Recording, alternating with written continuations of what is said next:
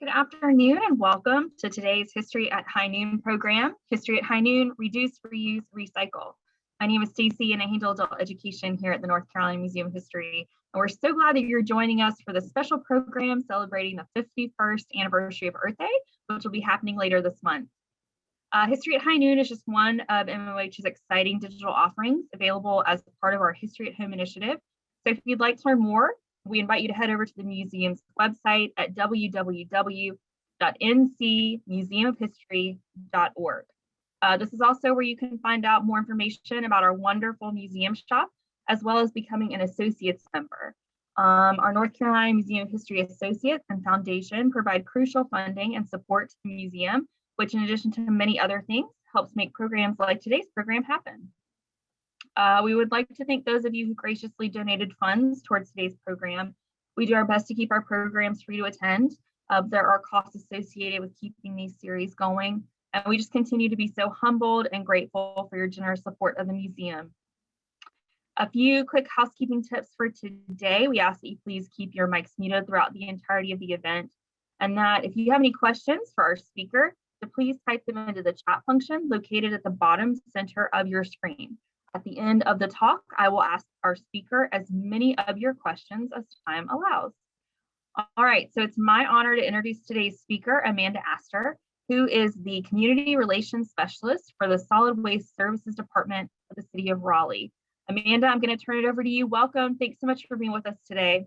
Thank you so much, Stacy, and thank you for having me. I'm going to go ahead and share my screen. And as Stacy said, we're going to go through the presentation, and then I'm going to make sure that I have time to answer everyone's questions about recycling and garbage and all the good things that the City of Raleigh has to offer.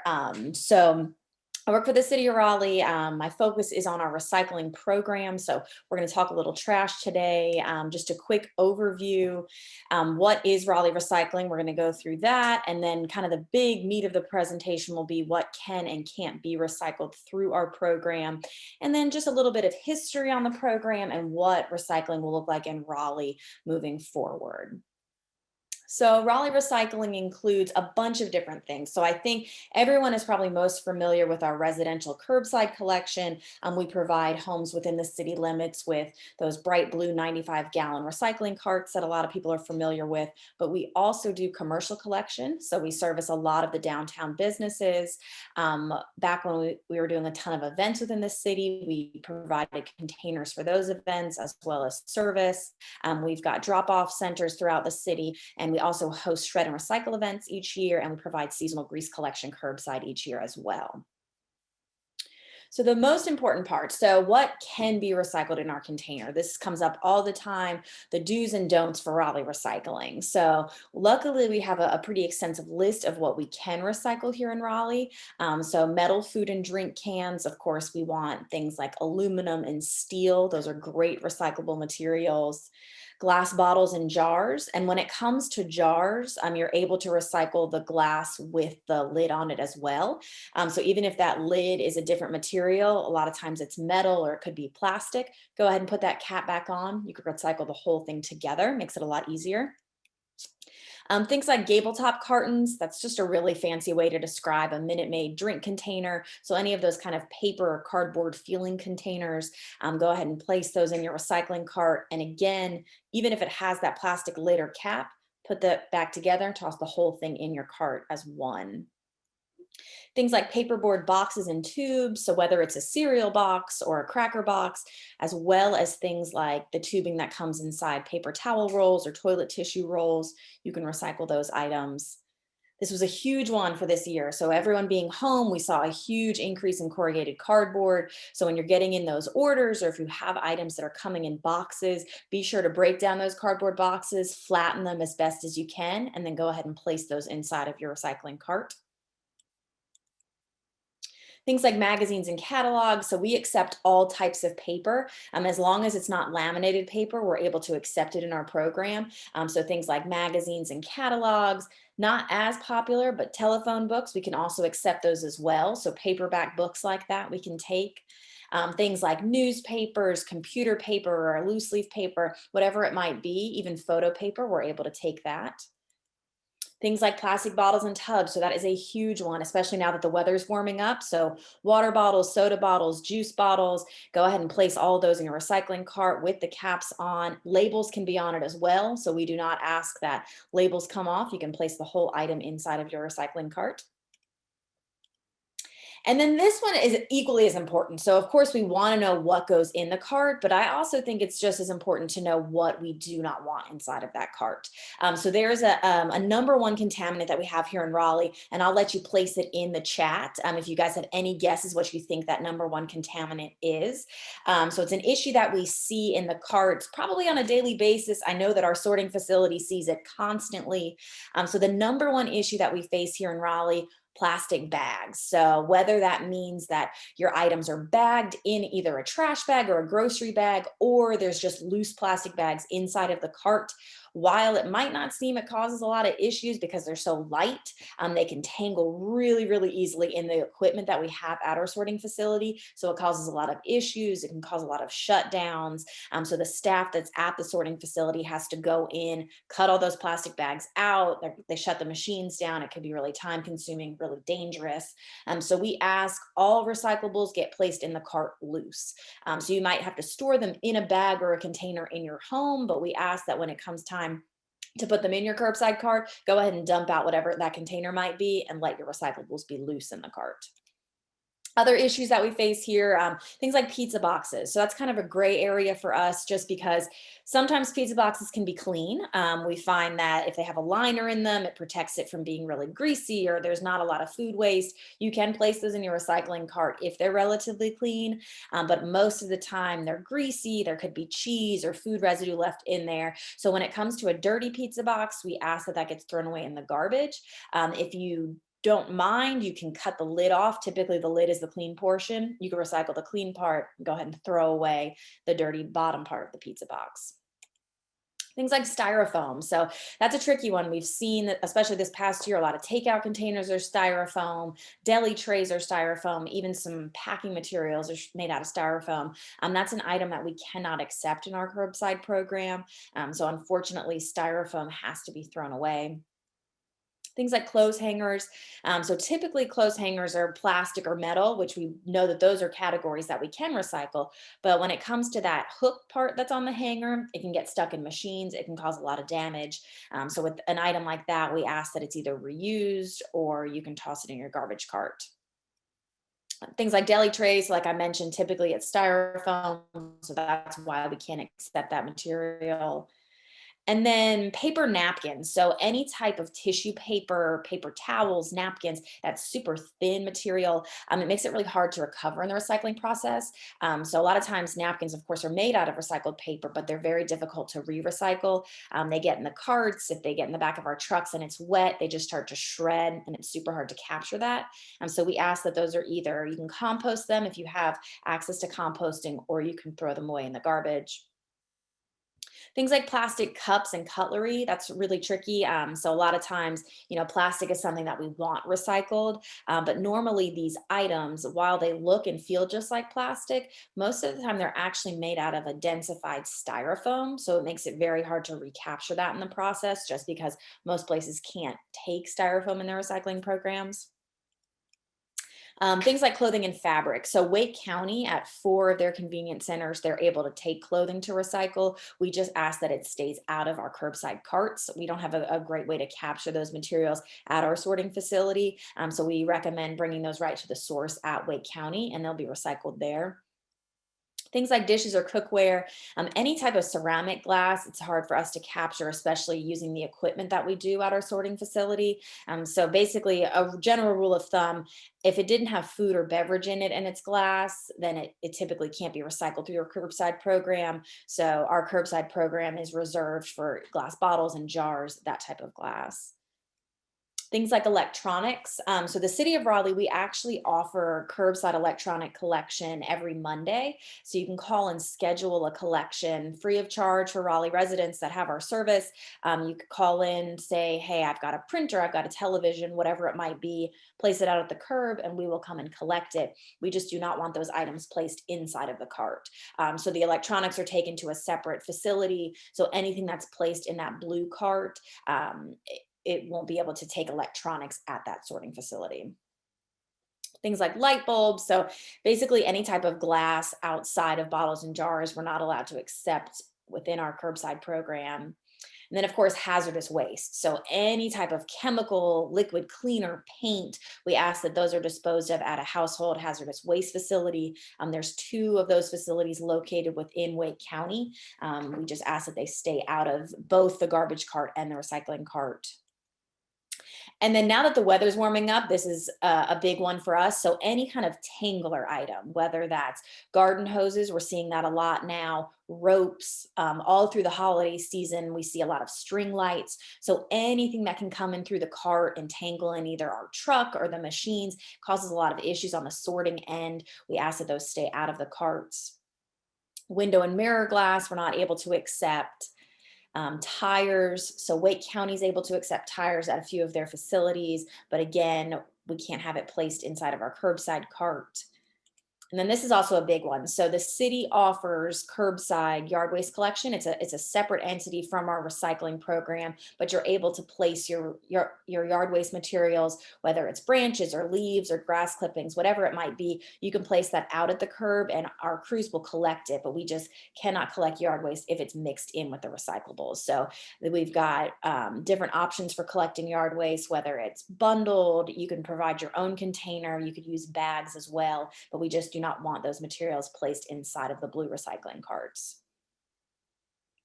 And then just a few helpful tips. I've covered a few of these, but it never hurts to have a reminder. So of course, place all recyclables loose. So again, anything to limit plastic bags. If that's the one thing that you take away from the presentation today, plastic bags out of the recycling stream, that would be a huge help.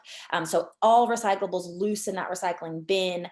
We do accept paper bags. So if you are storing recyclables in a paper bag, that's okay since that material is recyclable, but we mainly want to try our hardest to keep plastic bags out of the recycling stream. And then this is a question we get a lot. So how clean do things have to be? And we understand we do not expect our residents to place things in a dishwasher. They do not have to be sparkling clean. I always give the example of a peanut butter jar. As much as I love peanut butter, I could never, ever get all the residue out of that jar. But as long as it's not still half full, there's not liquid in there, we're able to accept it. It can be processed, it'll be cleaned. And also having caps and lids on items helps so much as well. So even if there's a little bit of food waste left in there, a little bit of residue, you put that cap or lid back on and toss it in the cart, it won't get on any of the other items, which is great. It'll keep the cart from getting sticky or smelly, whatever it might be. So it helps kind of a twofold. So as long as things are relatively empty or clean, we're able to accept it and it will be recycled through our process. And then of course, no garbage bags, no yard waste. We offer 2 different services for that. So the city provides garbage, yard waste, and recycling services. We just ask that those are 3 separate services and that we don't mix those materials together in the carts or containers. And then of course, bottle caps and lids, we want those items recycled together. It is much easier to capture a small water bottle cap if it's attached to the water bottle than having to try and sort out tiny pieces of plastic from the whole sorting stream. So you can keep your bottle caps and your lids on. Labels can stay on items as well. So if you have water bottles or something that has that label that goes around it, those can stay on there. It'll be taken off once the item is cleaned in the sorting process. And then as of right now, I know glass was really big in the news a few years ago. Some municipalities had to cut it from the program just due to costs, but Raleigh is very proud to be able to still collect glass. We're still sorting it and we actually keep all of it local. So it stays at a local glass facility in Wilson, North Carolina, and they're making new bottles and jars with that facility. So it's great that all of the materials collected here in Raleigh are staying local. And then when in doubt, throw it out. So we kind of see this phenomenon that we refer to as wishful recycling.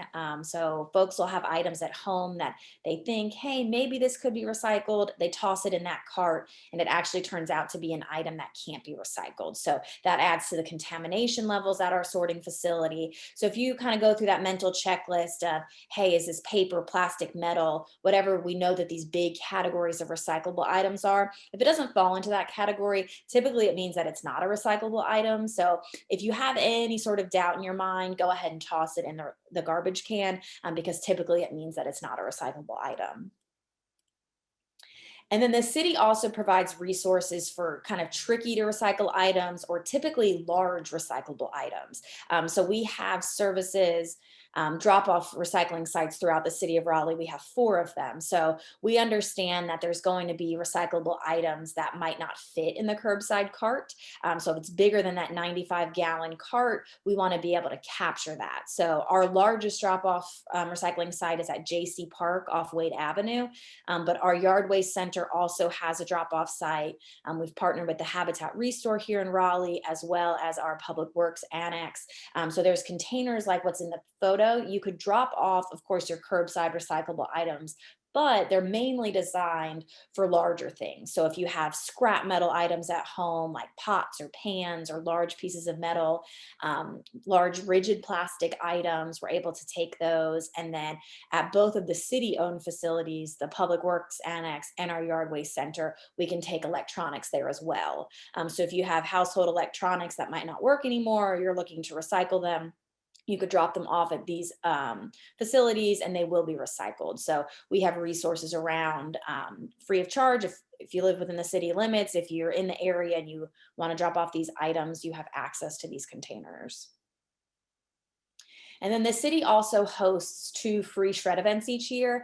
So we kind of got knocked off schedule the past year, but we're hoping to pick back up again this summer and then get back on track in the fall in November. So normally we celebrate Earth Month with a shred event in April, and then we also celebrate America Recycles Day in November with a shred event. And we allow residents to bring up to 3 large boxes or bags of any sort of sensitive documents that people have kept all year. We shred them on site. We work with ProShred. So the boxes or bags are dropped off. You could watch your documents be shredded.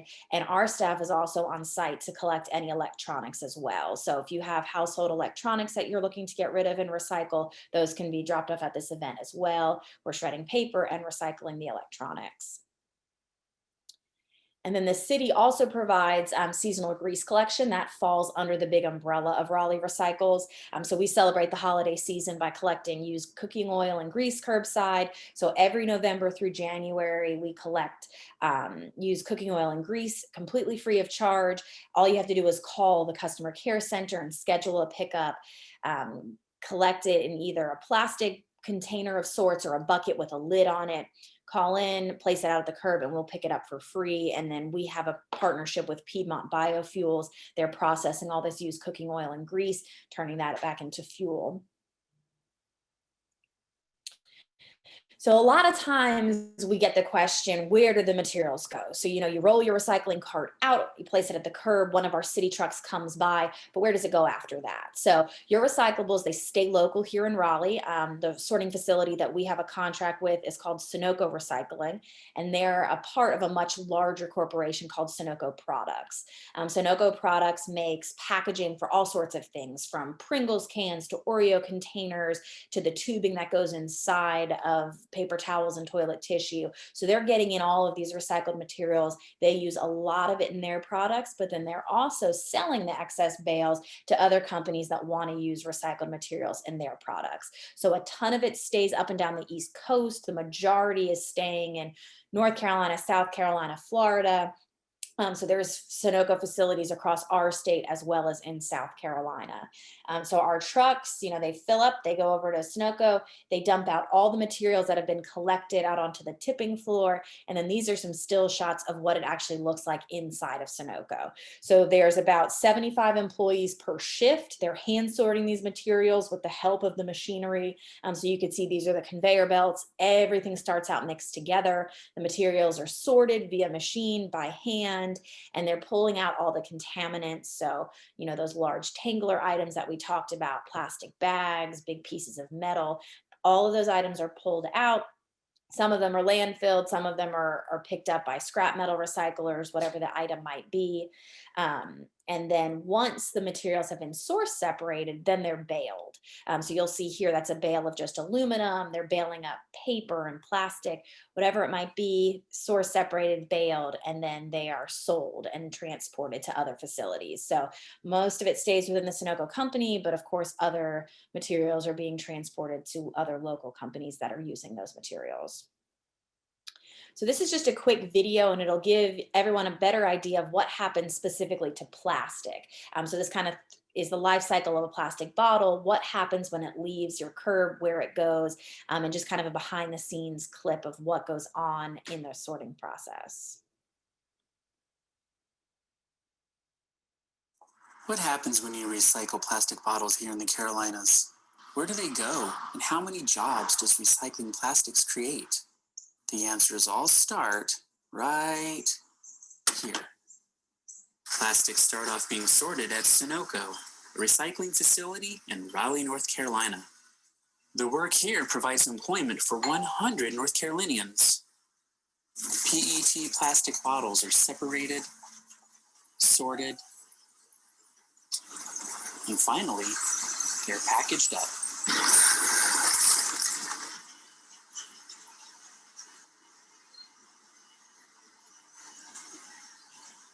The next stop is in Cheraw, South Carolina, at Southeast Grinding. This facility employs 10 and does the job of separating bottles by color, and then large machinery grinds down the bottles into what is called flake. Just down the road, the flake finds its way to Easy Products, which employs 35. Here, they specialize in washing the flake clean and eventually turning it into a new form, pellets.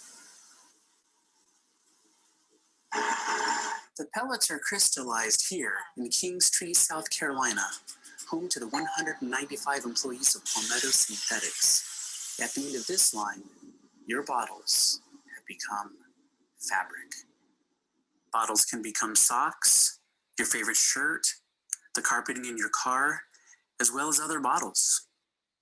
When you recycle plastic bottles here in the Carolinas, you're providing employment for an estimated 3,500 people. Your bottle means jobs. So that was a campaign that the city of Raleigh joined a few years ago. It was recycling across North Carolina and South Carolina. And it just shows, of course, we know recycling is great for the environment, but we wanted to showcase kind of the economic value of it as well, and just let people see, you know, your bottles become so many different things. It can become something that you drink out of, it can become something that you wear. And I just think it's really amazing to see that whole process and how the majority of it is local here, or at least close enough. So North Carolina and South Carolina, it's just great to see that partnership. So I know I have thrown a ton of information at everyone in a pretty short amount of time. So I want to make sure that any questions, concerns, you name it, I am here to answer it as best as I can. And then I will also place my contact information in the chat as well in case things come up after the fact, if you think of something later today. So at this time, I'm going to stop sharing my screen and I'll turn it over to any questions that folks might have. That is so awesome, Amanda. Thank you. I love that video too. I've never seen plastic bottles or aluminum cans baled before. That's so neat. Right. It's quite a process that goes on over there. It's pretty amazing to see. That is so cool. Okay, we have a lot of questions, as you might have guessed. The first one is from Joan. She asks, what exactly is meant by laminated paper? So typically we see this a lot. So we help schools with their recycling as well. So a lot of times we'll get it from teachers. They'll laminate paper so that it doesn't rip and you can reuse it a bunch of times. But it has this kind of like plastic coating over it. Just makes it really hard to re-recycle. So basically any paper that's not been laminated, like put through that process, we can take.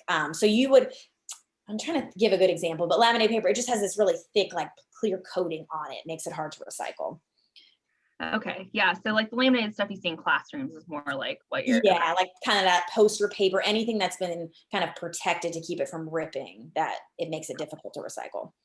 Okay. Jason asks, if he cuts the hook off of a plastic clothes hanger to be recycled, can he recycle the body of the clothes hanger? So you can. So sometimes that kind of plastic is super rigid and it might break apart and the whole thing might not be captured, but you can. So it's that hook part that really causes a lot of issues. So you can take the hook part off. A lot of times we recommend, reusing hangers or kind of donating them. I know they take them at places like Goodwill, that sort of thing. But yeah, if you're able to get the hook part off, you can definitely do that. Tom asks, what about aluminum trays or pie pans? Can those be recycled? Yes, so we can take tin foil, and then if it's a relatively clean pie pan or tray, go ahead and place that in the cart as well. Okay. Cassandra asks if you know if the dumping items freely into the cart, does that apply to Wake County as well? Yes. So kind of no matter where you live, you'll see that whole keep it loose kind of slogan that's tied in with recycling. So plastic bags, that's a huge issue across the board, no matter where you are. So yeah, as long as you can keep things loose and keep plastic bags out, regardless of where you live or work, we definitely recommend doing that. Okay. Jennifer asks, what happens with items in the blue cart that cannot be recycled?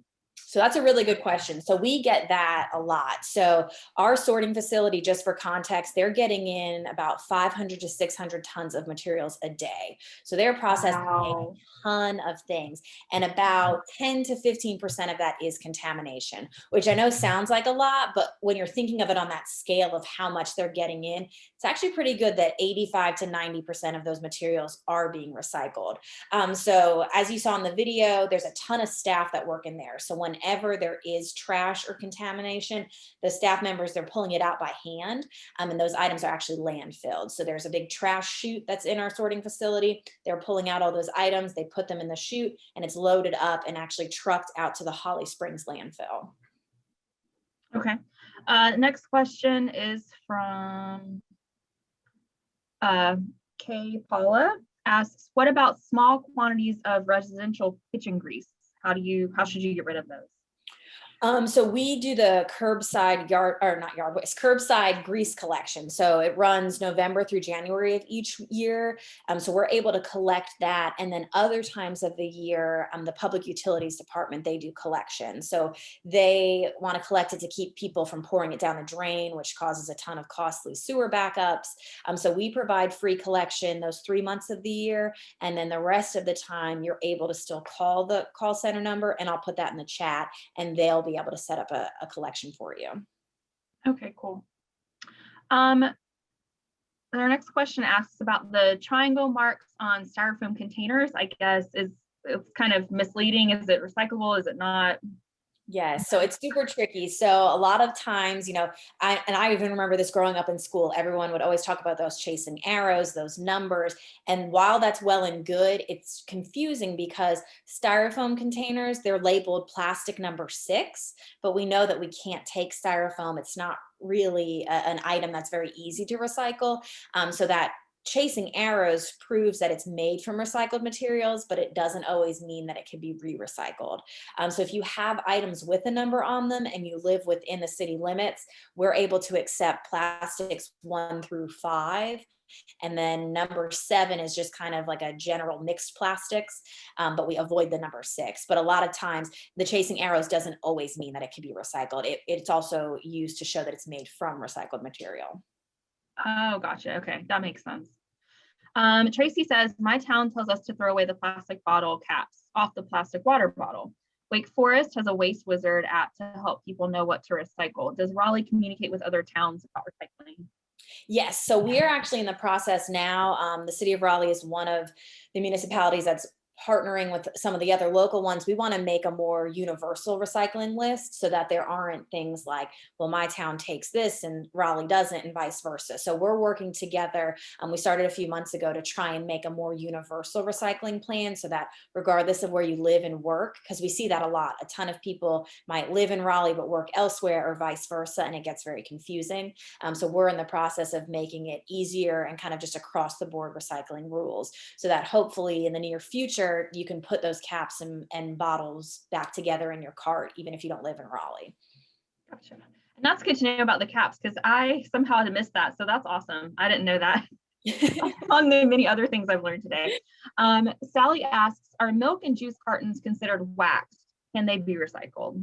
They can. So milk and juice bottles, definitely we can recycle those. That's a type of plastic. We call that HDPE, which is just a fancy way to describe that thick kind of colored plastic, but we definitely want that. So go ahead and recycle those containers, definitely. Our next question is, how is recycling paid for? So there's a recycling fee within the city of Raleigh. So if you live here and you have our curbside program, you're paying a fee of $4.60 per month, and that entitles you to biweekly collection. You get the blue recycling cart, so all the households are paying that fee, and that helps us with our program. And then we have a contract in place with Sunoco where we're able to have our materials processed there. But the recycling fee that you see on your utility bill, that helps to cover our costs. So the trucks and all that sort of stuff, the containers, that's being covered by that utility fee. The next question is, are boxes for various stocks and broth also recyclable, same as milk and juice containers? Yes. Yep, caps on, and then those are definitely, so if you have those kind of the bone broth boxes, whatever those items are made out of, that kind of paperboard, you could definitely recycle those. Okay. And then we got a couple of questions about this, but given the problem with plastics ending up in the ocean, has there been any consideration towards putting plastics in the trash for landfill? So as of right now, we've had a few different kind of campaigns throughout the city to limit plastic. So I'm not sure if you guys are familiar with Refill Raleigh. It kind of had to take a pause when the pandemic hit since we couldn't do outreach, but it's a program that we came up with to limit plastic, single-use plastic bottles, because we find that a lot of those, you find them on the beach, they're just being thrown away or littered. So people reducing their plastic use, and then just education about making sure that they know to place it in the recycling bin. So plastic, that's a huge one. Sunoco gets so much plastic in, that's probably one of their biggest recyclable items. So as of right now, we have a ton of like end streams for where the recycling goes. It's something that we can keep recycling and turning it into new things. So we definitely want to capture it in the recycling stream versus the landfill. But we do understand the challenges, and it winds up on the beach. So we're putting a few things in place to hopefully not ban plastic or get rid of it in general, but just kind of limit it perhaps, or just re-educate. Gotcha. And Celinda asks, when and where is the next shred event? Do you know? So we're looking for hopefully in June or July. So we've gotten very much off schedule because typically we do April and November, but we're trying to coordinate with ProShred, who we contract with for the shred events, just so that we could safely do it. We want people to feel comfortable and come out and take advantage of it. So we're trying to come up with a way to keep it as contactless as possible, but we're looking for sometime this summer, hopefully June. And last question is more of a broader picture question. There's so much information in the news about the recycling stream being broken, especially since China no longer wants us to ship our recyclables to them. How is this affecting Raleigh and the Triangle? So we are actually in a really good position here in Raleigh because we have access to Sunoco, and Sunoco uses a lot of the products. So they're getting in materials and they're able to turn around and use it in their own products. Whereas a lot of the private haulers like Waste Industries and Waste Management, they're not making products. So it was up to them to get rid of the items, so much if it was going overseas. Whereas we've always had this contract with Sunoco and they've always been in the packaging industry. So they didn't have to worry about it as much because the majority of their items are domestic. So even when they're shipping to other companies, they're not going overseas. So they're going to South Carolina to make new plastics, or they've got plants down in Florida to make new items. So it wasn't as much pressure on them. And I mean, of course, they saw the changes in prices in the market, but they weren't trying to get rid of things overseas, whereas a lot of the private haulers were in that tough position because they didn't have domestic markets the way that Sunoco does. So Raleigh has been so lucky that that is who we have for our processing and our sorting, and that we don't have to worry about cutting items or contributing to all the stress that's going on in those overseas markets. So we've been in a really good position. We've had a contract with Sunoco. I want to say we've been recycling here in Raleigh probably about 30 years. So our contract with Sunoco, since they've been here, that's who's been processing our materials. So we're in a really good position to not have to cut things from the program, not have to worry about sending things overseas, and making sure that as much is being recycled as possible, which is great. That's really awesome. That's really good to hear. Okay, so that wraps up our questions. I want to thank you so much, Amanda, for this awesome behind the scenes look at recycling and how our city's solid waste management system works with recycling. This is such an important part of our city, and I think that sometimes it gets overlooked, the vital work that all these folks do. So thank you so much for everything that you and everyone in your department does to keep our city going. Thank you so much. And I will place my contact information in the chat just in case if anyone thinks of any other questions today. I know sometimes it comes to you later, so feel free, don't hesitate just to shoot me an email if you have any questions. That's awesome. Thank you. And thank you guys who joined us today. We hope that if you enjoyed today's program, you will join us for our next History at High Noon, featuring North Carolina Congresswoman Deborah Ross, happening on Wednesday, April 28th at noon. Take care, everybody. Have a great rest of your day.